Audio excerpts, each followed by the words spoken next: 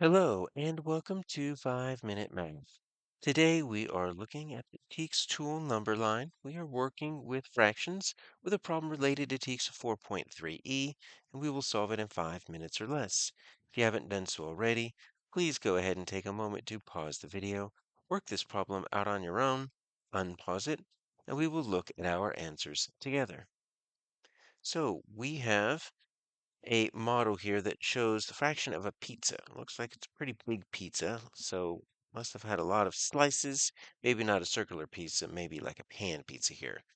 And we need to find the fraction of the pizza that was eaten. We need to find an equation here that works for that. And the shaded parts represent the fraction that is eaten. So we're looking for the shaded parts.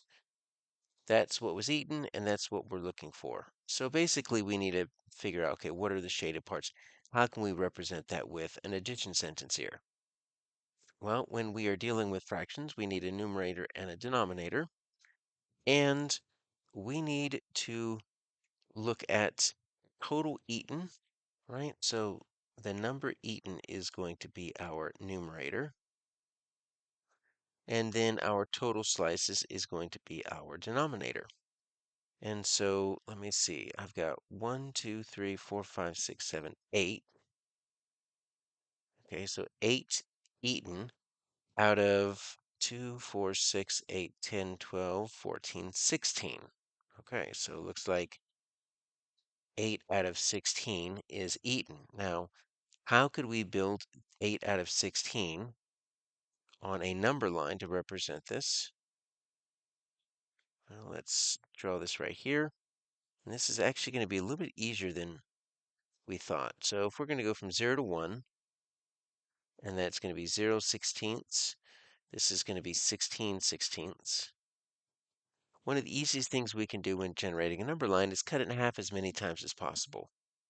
Right, so visually, I'm just going to draw a line right here, and that's going to be half. Now this half is also going to be halfway between 0 sixteenths and 16 sixteenths, so we can label that with sixteenths in just a moment. And then what we're going to do is we're going to cut each half in half. So that's going to be fourths, because 2 times 2 makes 4. And then we're going to cut each fourth in half. Let's see, let's get that there.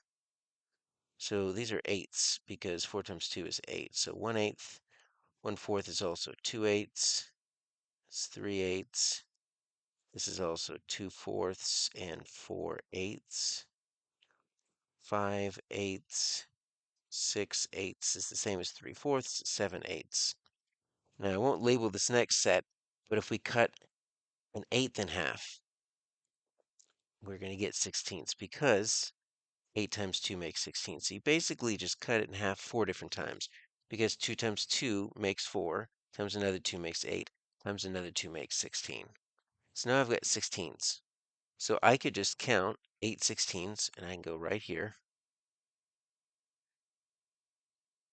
and I can say that's how many slices are eaten right there, 8 sixteenths. And if we're looking, I see 8 sixteenths right there. That's the only one. Now, how did they split it up? Well, they did 3 sixteenths and 5 sixteenths. Let's verify to make sure that that works. Well, if I go 3 sixteenths, I'm gonna go to right here. We can go and label that now. That's 3 sixteenths, counting 1, 2, 3. And then the other chunk would have been 5 sixteenths. 1, 2, 3, 4, 5. So we're gonna go all the way over here. And I guess we can add another one right here, right? There's your 8 sixteenths. So 3 sixteenths, and I'm going to just put that right there, 3 sixteenths, and there's your 5 sixteenths, and that works. And if we want to look at the picture, it looks like what they did is they counted how many were eaten out of the top row, 3 sixteenths, how many were eaten out of the bottom row, 5 sixteenths. When you add those together, you don't add the denominators, right? So we're not adding the denominators. They're all sixteenths. That's just the unit name. So our answer here is B.